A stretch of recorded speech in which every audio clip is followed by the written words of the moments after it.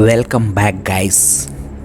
आज की कहानी बेहद खास है। अभी तक मैंने जितने भी कहानी सुनी या पढ़ी है उनमें से सबसे ज़्यादा प्रेरणा देने वाली या इंस्पायर करने वाली कहानी मुझे लगी। बेहद ही कमाल की है और आपको भी ज़रूर पसंद आएगा। तो कहानी है कैरोली टॉकस की। इनकी कहानी शुरू करने से पहले इनके लिए दो लफ्ज़ मैं कह देता हूँ।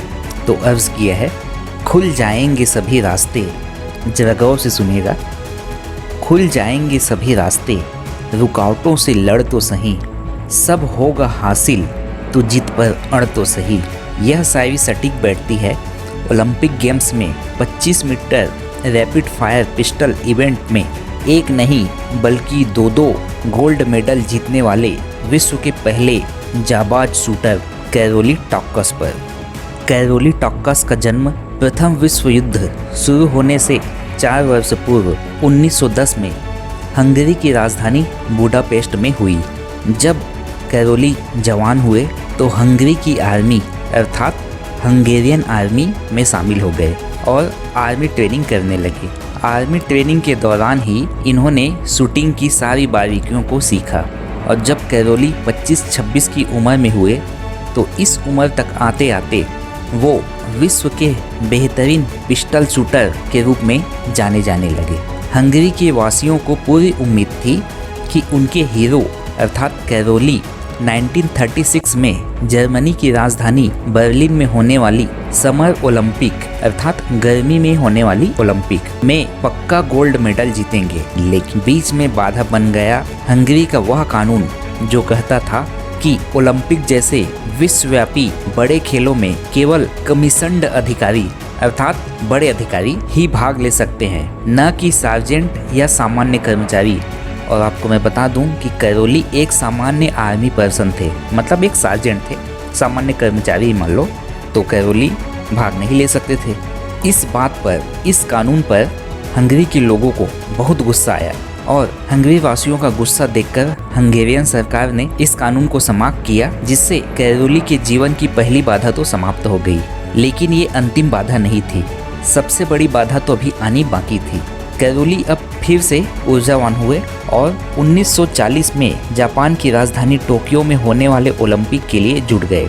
लेकिन 1938 में कैरोली आर्मी ट्रेनिंग के दौरान एक हथगोला अपने राइट हैंड में लिए हुए थे, फेंकते दौरान फट गया। इससे कैरोली का राइट हैंड अर्थात दाहिना हाथ तुरंत उड़ गया। और आपको मैं बता दूं कि कैरोली राइट हैंड से ही शूटिंग करते थे, अर्थात उनका वह हाथ उड़ गया जो उसके सबसे काम का था।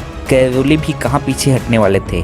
हालांकि ये उनके जीवन की सबसे बड़ी दुर्घटना थी, लेकिन वो हार मानने वालों में से नहीं थे। उन्होंने बिना किसी को बताए चुपचाप गुपचुप तरीके से लेफ्ट हैंड से ही शूटिंग प्रैक्टिस करनी शुरू कर दी और इस प्रैक्टिस की खबर किसी को भी कानो कान भी नहीं थी। और 1939 में हंगरी में नेशनल पिस्टल शूटिंग चैंपियनशिप हुई। इस चैंपियनशिप के दौरान जब कैरोली को स्टेडियम में दर्शकों ने देखा तो दर्शकों ने तालियों की गड़गड़ाहट के साथ कैरोली का स्वागत किया। लोगों ने तारीफ करते हुए कहा कि कैरोली जिसने अपनी शूटिंग वाली हाथ खो दी, उसके बावजूद इस प्रतियोगिता में अन्य शूटर्स का हौसला बढ़ाने के लिए आए हैं। कैरोली ने सबको यह कहकर चौंका दिया कि वो किसी का हौसला बढ़ाने नहीं आए हैं, बल्कि इस चैंपियनशिप में भाग लेने आए हैं। और यह बात सुनकर पूरा स्टेडियम सन्न रह गया और फाइनली इस चैंपियनशिप को जीतकर 1940 में होने वाले टोक्यो ओलंपिक के लिए टिकट कटा लिया।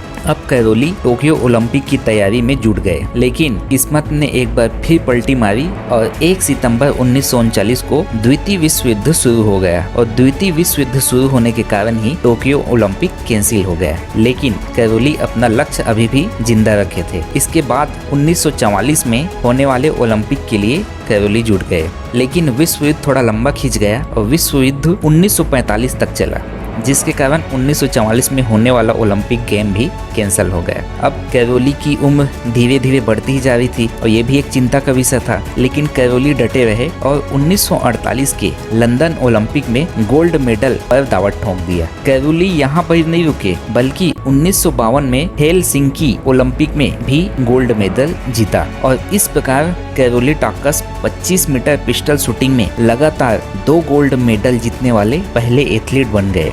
आपको मैं बता दूं, कैरोली को इसलिए याद नहीं किया जाता है कि वो ओलंपिक में 2 गोल्ड मेडल जीते हैं, बल्कि इसलिए याद किया जाता है कि पहाड़ जैसी चुनौतियों को पार करके वो ओलंपिक विजेता बने। तो ये थी कहानी कैरोली की। रुके रुके बॉस, वीडियो बंद मत कीजिए, एक शायरी तो सुनते जाइए। अर्ज किया है, सफलता की राह पर चलेगा तू, गिरेगा तू, संभलेगा तू, आखिरकार मंजिल तक पहुँचेगा तू। Thank you.